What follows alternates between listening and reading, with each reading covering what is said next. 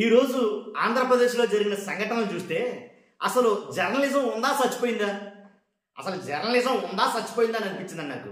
ఎందుకంటే అసలు ఈరోజు 2 చోట్ల అయితే ఎన్నికలు జరిగినాయి, పులివెందుల్లో కావచ్చు అలాగే ఒంటిమట్టిలో కావచ్చు.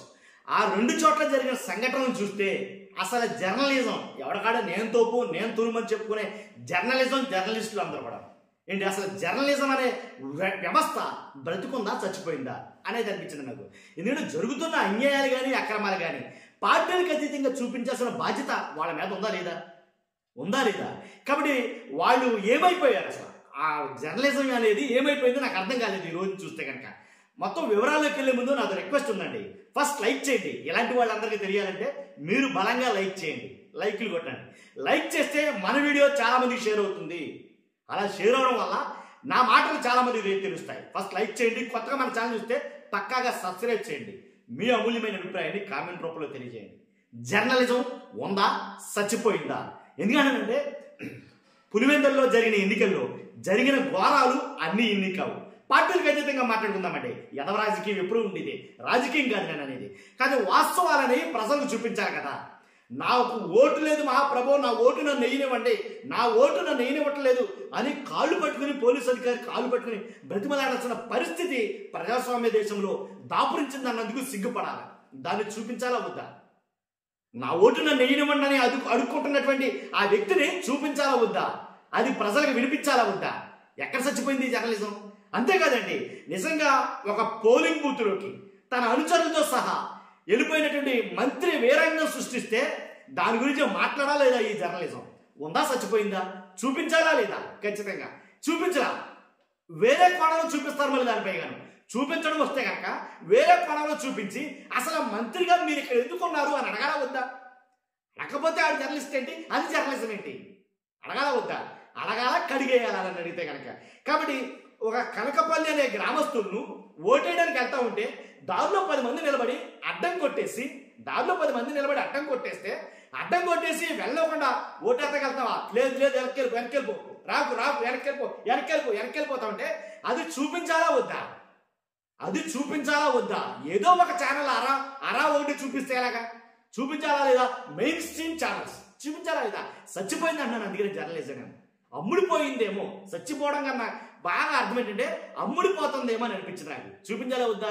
నా ఓటున నేను మహాప్రభుని బతుకులాడుతున్న జనాలను చూపించాలా వద్దా? చూపించట్లా. పోలింగ్ బూతుల్లో కూర్చున్నటువంటి వైఎస్ఆర్సీపీ ఏజెంట్లని, పార్టీ కాదండి ఏదో ఒక ఏజెంట్లు, పోలింగ్ బూత్లో కూర్చున్న ఏజెంట్లని లాగి బయటికి గెంటేసి మీరు బయటకు వెళ్ళకుండా మీకు ఇక్కడ పని లేదని చెప్తే వాళ్ళే ఏజెంట్లు అయ్యి వాళ్ళే పోలీస్ ఆఫీసర్లు వాళ్ళే అధికారులు వాళ్ళే రిగ్గింగ్ చేసుకుంటా ఉంటే కళ్ళక్కడ పెట్టి చూస్తారా తప్ప దాన్ని ప్రజలకు చూపించాలా వద్దా? దాని గురించి చెప్పాలా వద్దా? కాబట్టి అందుకని నేను అన్న దాంట్లో తప్పేమనుందా? జర్నలిజం చచ్చిపోయిందా, లేకపోతే నిద్రపోతుందా, లేదా అమ్ముడిపోయిందా అన్న దాంట్లో తప్పేమనుందా? లేదు కదా. మరి ఓటేయడానికి వెళ్ళిన వాళ్ళని ఇంకో గ్రామంలో ఏంటంటే ఓటేయడానికి వెళ్తున్న వాళ్ళని ఆపేసి ఇప్పుడు కాదమ్మా నువ్వు తర్వాత రాని చేతిలో ఉన్న వాటర్ స్లిప్లు సింపేసి 11 గంటల తర్వాత రండి అని చెప్తున్నారు. ఇది ఏంటిది? ప్రజాస్వామ్య దేశమా లేదా కమ్యూనిస్టు? అక్కడ చాలా స్ట్రిక్ట్ అండ్ ల్యాండ్ ఆర్డర్ ఉంటుంది అక్కడ. అసలు వాటర్ స్లిప్ చిప్పేయడం ఏంటి, 11 తర్వాత రావడం ఏంటి?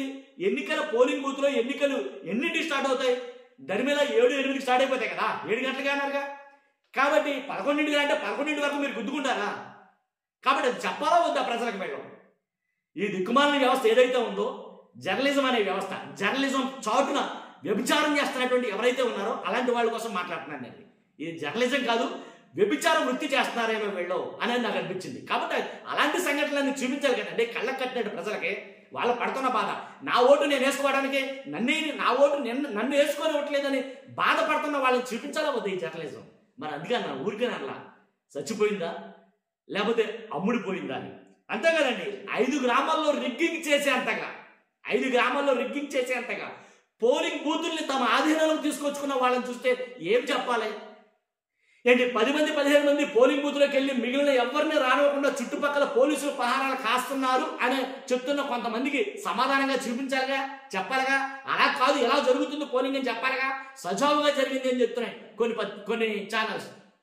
చాలా చాలా బాగా జరిగినాయి పులివెందులు ఒంటిమిట్టలో పని ఎన్నికలు అనేవి చాలా చాలా బాగా జరిగినాయి అనేది చెప్తారు. అసలు ఆ మాట చెప్పడానికి సిగ్గు అనేది ఉండాలి కదండి. ఎలా జరిగినాయి ఎన్నికలు? రోడ్ల మీదకి వచ్చేసారు కొన్ని చోట్ల ప్రజలు, రోడ్ల మీదకి కొంతమంది ఓటర్లు రోడ్ల మీదకి వచ్చి మాకు ఓట్లు ఏమంటున్నారు, ఉన్న ఓట్లు మావి వాళ్ళు వేసుకుంటామని చెప్తున్నారు, మీ ఓటు వేసేసారు వెళ్ళిపోండి అని చెప్తున్నారు. ఏంటండి మాటలు? ఎక్కడన్నా జరిగిందా? ఎక్కడ దాకా? ఎందుకంటే జరిగిన పులివెందుల ఒంటిమిట్టలో ఇంతకుముందు ఎప్పుడైనా ఇలా జరిగిందా? ఎవరు అధికారంలో ఉన్నా సరే ఎలా జరిగిందా ఒకసారి క్వశ్చన్ చేసుకుందామా? కాబట్టి అలాంటప్పుడు చూపించాల్సిన బాధ్యత ఉందా లేదా వీళ్ళకి? అది చెప్పాల్సిన బాధ్యత ఉందా లేదా వీళ్ళకి? కాబట్టి అంతే కదండి. ఇంకోటి ఏంటంటే జంబ్లింగ్ విధానం. అసలు ఎందుకు వచ్చింది జంబ్లింగ్ విధానం అని నాకు అర్థం కాల. మాకు సంబంధం లేదు, ఆ జంబ్లింగ్ విధానం ఎలక్షన్ కమిషన్ వాళ్ళు పెట్టిందే అని చెప్పాను. కరెక్టే, ఓకే. అసలు ఇప్పుడు ఎందుకు వచ్చింది ఆ జంబ్లింగ్ విధానం? పోనీ జంబ్లింగ్ విధానంలో ఈ ఊరు వాళ్ళు ఆ ఊరు వెళ్ళి ఓటేయాలంటే అసలు ఊరు దాటి బయటికి వెళ్ళలేని పరిస్థితి కదా. మరి ఆ ఊర్లోకి వెళ్తే ఆ ఊరిలో ఓటేస్తారో? ఆల్రెడీ 10 మంది అలా కూర్చున్నారు టేబుల్ వేసుకుని. మీరు చాలా మంది చూసారు ఆ వీడియోలు. ఏంటి కూర్చుంటే టేబుల్ వేసి కూర్చుంటే ఏదో ఒక పేరు చదువుతున్నారు, పలానా సుబ్బారావు, ఇదిగో ఇది అటుకెళ్ళి ఓటేయి. అలా కదండి. దీంట్లో ఏదో ఎవరిదో ఒకటి తెలియపోయా ఇయ్య మాటలు. అంతా పబ్లిక్గా యథేచ్ఛగా నిస్సిగ్గుగా నిర్లజ్జగా ఎన్నికలు జరుపుతారా ఇలాగా? ఇవేనా ఎన్నికలు? కాబట్టి ఇది చూపించాలి కదా, నిజమేంటనే తెలియాలి కదా. పార్టీలకు అతీతంగా రాజకీయాలకు అతీతంగా చూపించాలి కదా అంటున్నాను. ఎక్కడ ఏమైపోయింది? అందుకే నన్ను చచ్చిపోయిందని చెప్పి, ఏంటి అమ్ముడిపోయిందని చెప్పి. అంటే నీ వాడైతే నీ మాట, నీ వాడు కాకపోతే వేరే మాట, అంతే కదా.